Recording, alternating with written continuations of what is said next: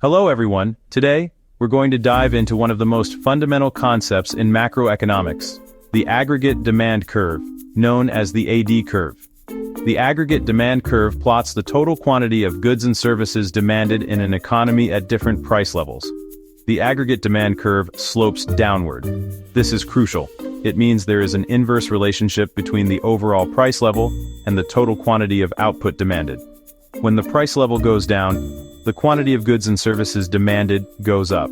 Quantity demanded represents the total output or production in the economy. And conversely, when the price level goes up, the quantity demanded goes down. Now you might be thinking, why? Why doesn't the aggregate demand curve behave like a single market demand curve, where the decrease in price just causes people to substitute cheaper goods for more expensive ones? The reason is that the aggregate demand curve represents the entire economy. Since everything is being measured together, we can't use the simple substitution effect. Instead, the downward slope is explained by three distinct, powerful effects. Let's look at them one by one. The first effect is the wealth effect, or real balances effect. Imagine you have $1,000 saved in your bank account or under your mattress. This amount is your nominal wealth. Now let's say the overall price level in the economy falls. What happens to the real value of your $1,000? Because prices are lower, your $1,000 can now buy more goods and services than before. In other words, your real wealth has increased. Feeling wealthier, you are likely to increase your spending. And since spending is a component of aggregate demand, this increased consumption leads to a higher quantity of goods and services demanded. In summary, a drop in the price level leads to an increase in real wealth, which increases consumption spending, thereby increasing the aggregate demand or total output. The second effect is the interest rate effect. This effect involves the financial markets.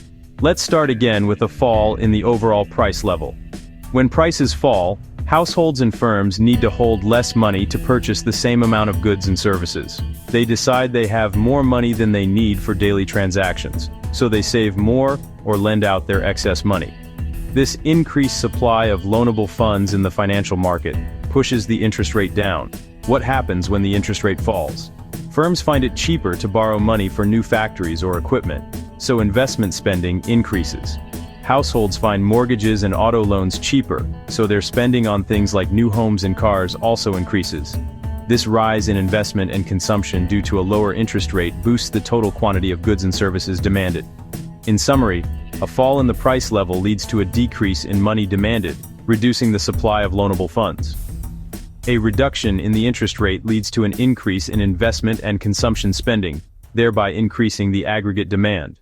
The third effect is the international trade effect, or net export effect. Finally, let's look at how a change in the domestic price level affects trade with other countries.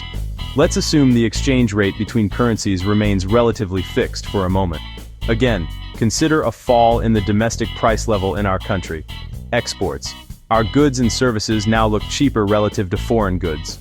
As a result, foreigners are likely to buy more of our exports. Imports. At the same time, our citizens find foreign goods look more expensive relative to our now cheaper domestic goods, so they buy fewer imports. Both of these changes mean our net exports, which is exports minus imports, increase. Since net exports are a component of aggregate demand, the total quantity of goods and services demanded rises.